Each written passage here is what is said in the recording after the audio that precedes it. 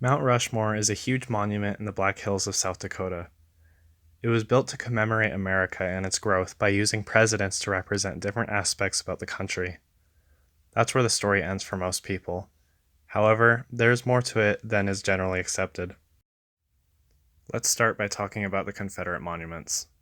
Confederate monuments were built years after the Civil War, during the era of Jim Crow laws, which says a lot about what the statues symbolized in terms of racism and the fact that the South fought to keep slavery.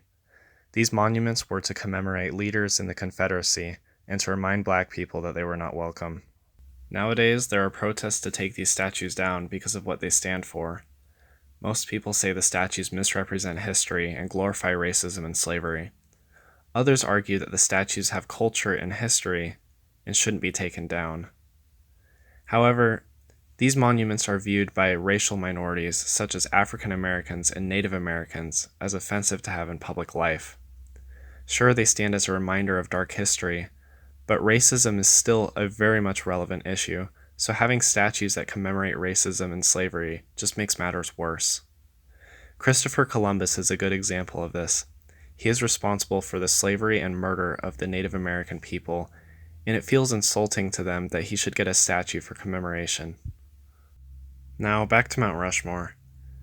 This monument is actually quite similar to Confederate monuments, especially Christopher Columbus, in terms of whitewashing and misrepresentation. Mount Rushmore, as mentioned before, was built in the Black Hills of South Dakota. However, it is more than just that. The Black Hills are a sacred place for the Lakota Sioux Native Americans, and the hills used to be part of a reservation. That was until the U.S. found gold in the hills and forced the Native Americans to give up their land. This, of course, did not go down without a war between the Lakota and the U.S. Army. The Lakota held their own and won a battle or two, but the U.S. Army strengthened their efforts, ensuring the defeat of the Native Americans. The last battle wasn't even really a battle. It was just a massacre of defenseless men, women, and children. Years later, the 4 presidents were chiseled into Mount Rushmore, a mountain that used to be one of the sacred grandfathers for the Lakota.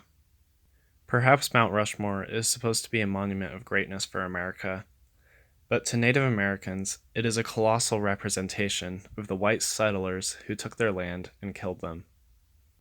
Mount Rushmore is just like the Confederate monuments and statues in how it misrepresents and whitewashes history. A good example of this is when Trump went to Mount Rushmore this past summer and said, "Mount Rushmore will stand forever as an eternal tribute to our forefathers and to our freedom." The only forefathers this tribute is for is that of the white American. What about Native Americans, or African Americans, or Mexican Americans, etc.? Even the guy who built it is highly praised, ignoring the fact that he was racist and a member of the KKK. Mount Rushmore is just another example of the glorification of our American vision and the ignorance of the suffering of everyone else. So what should we do? Well, in terms of the Confederate statues and wanting to remember the past, we have memorials for civil rights and can make new monuments for people who would better represent the historical progress of the country. But as for Mount Rushmore and everything else that has been built on stolen land, which is pretty much all of America, the answer is unclear. It's not like we can very easily just give it back, because there are now towns and cities. Who knows what we are supposed to do, but at least we can start by educating ourselves and learning the truth.